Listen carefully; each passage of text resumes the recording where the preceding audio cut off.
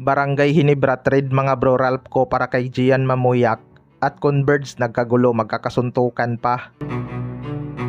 So isang panalo na naman para sa Converge mga bro matapos nilang tambakan ang Gaze team na Macau Blackburst. Sobrang init nga ng kanilang laban mga bro, kung saan binato pa ni Damian Chongqui ng bola ang referee, dahilan kaya na eject ito sa laban. Kitang kita nga mga bro na malakas ang kanyang pagkakapasa ng bola sa referee. Alam naman nating bawal talaga gawin yan. Nagkainitan din mismo ang team ng Converge mga bro, kung saan pinagalitan ni Delta Pineda ang kanilang gwardiya na si Juan Gomez de Llano. Hindi nga malinaw kung ano ang dahilan sa nangyari, pero maganda pa rin naman ang inilaro ng Converge mga bro at binaon talaga nila ang Macau Blackburst. Pero kahit malaki na ang lamang ng Converge mga bro, muntik pang magsuntukan ang dalawang magkakampi na si Archie Concepcion at Justin Arana. Parang hindi talaga maganda ang samahan nitong mga player ng Converge mga bro. Baka may nangyaring sisihan sa kanilang mga player. Sa ngayon nga ay 3-0 na ang kanilang kartada.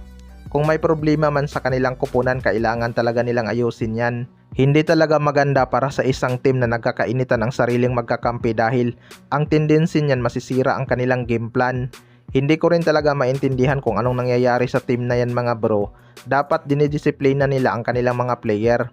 Sa kabilang banda naman mga bro, Barangay Hinebra trade Ralph ko para kay Gian Mamuyak. Ito ngang si Gian Mamuyak mga bro ay trinid bigla ng rain or shine matapos itong humingi ng konting increase sa kanyang salary.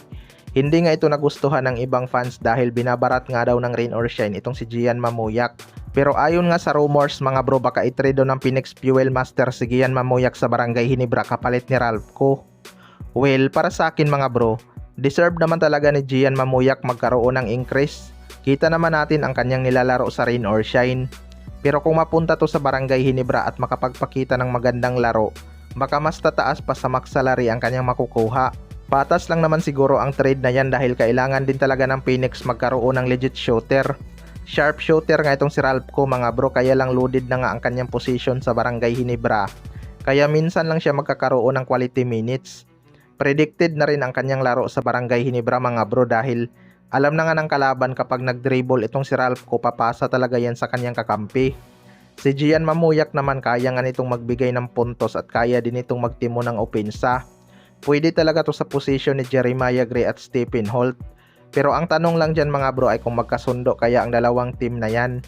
Kaya abangan na lang natin kung magkatotoo ang rumors na yan. Kayo mga bro, ano masasabi nyo tungkol dito?